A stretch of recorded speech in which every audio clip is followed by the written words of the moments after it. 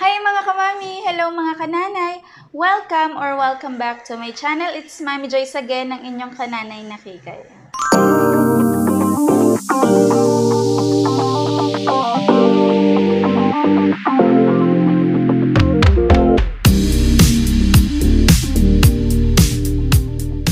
In this video, I'll be sharing you my easiest technique on how to do a summer look. Kaya kung beginner ka or amateur na kagaya ko, swak sa'yo ang video na to.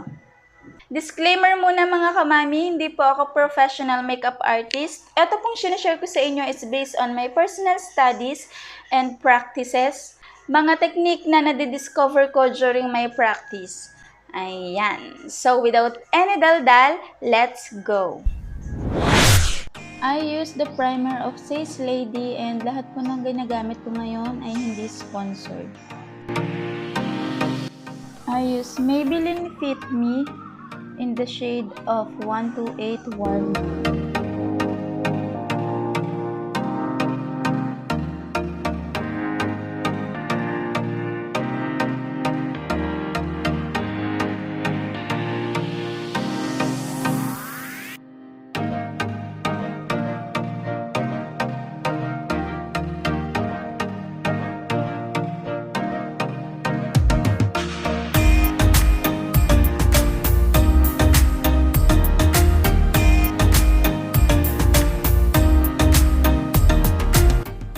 I use full cover concealer of Says Lady.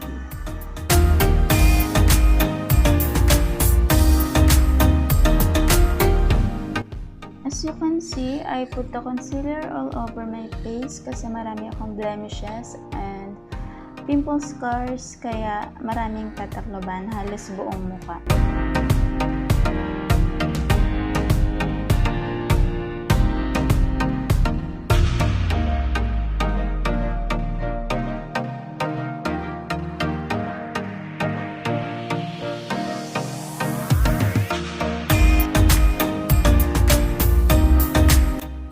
Brush lang natin yung eyebrow natin kasi kagaya sa akin, hindi maganda yung stroke ng eyebrow ko, kaya every time na nag-makeup ako, binabrush ko siya. I'm using this Jaclyn Hill palette kasi it is a multiple use for me. I use this for my eyebrow, contour, highlight, eyeshadow, and blush on.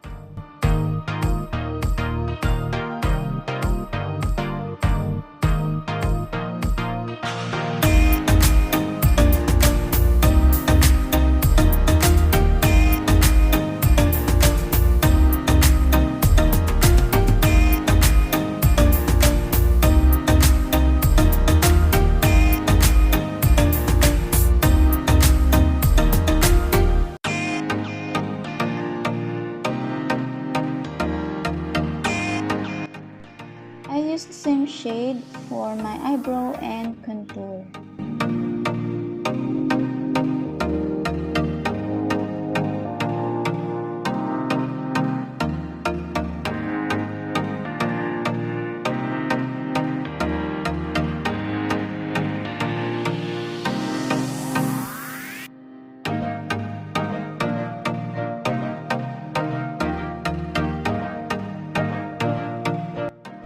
I always use my baby finger when I do my nose line kasi ito yung pinakamadali para sa akin.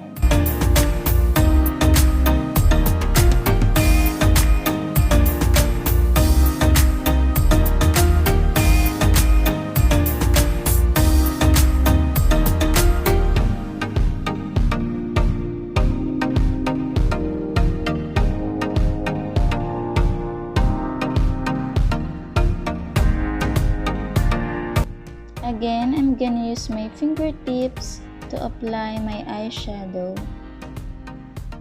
For me, this is the easiest technique na ginagawa ko for my makeup.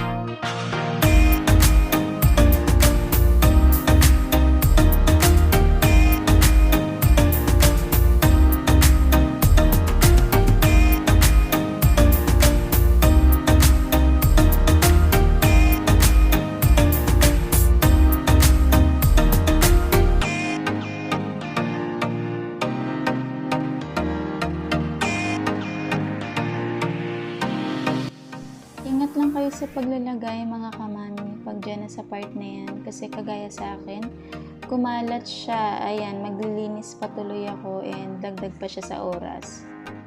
For my eyeliner, I'm using this Avon True Eyeliner Pencil.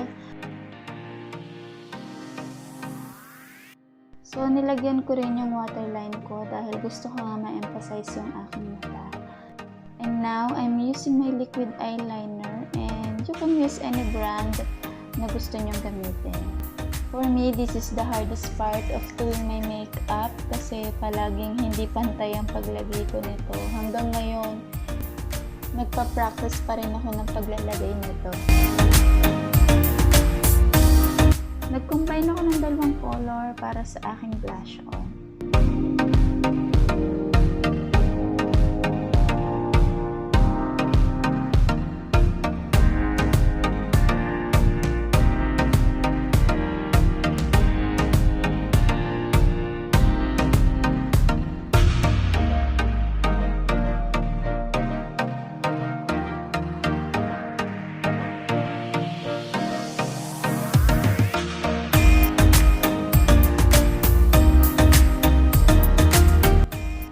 One piece of false eyelashes and cut it for both of my eyes. I'm using this Duo Eyelash Adhesive Clear White. For me, it looks natural pag yung dulo lang yung nilagyan natin. But, depende na yun sa inyo mga kamami if you want to do or to put a full false eyelashes. And don't forget to brush it para mag-combine yung ating natural and false eyelashes and then i-curl ulit natin. Now, I'm putting my mascara and pwede naman kayo gumamit any brand that you prefer and kung ano meron kayo sa inyo. For my lips, I'm using the Super Stay by Maybelline in the shade of 220. Para sa first time user nito, mahirap talaga siyang ilagay dahil pwedeng mapakapal yung lagay natin. Kagaya nung first time ko lang na maglagay nito. But fortunately, meron tayong trick para dyan. And this is the trick that I've been doing for a long time. This is lipstick from Revlon in the shade of 510 Berry Rich. Shout out to Ninang Myla Ardalia na nagbigay sa akin ito. Thank you po.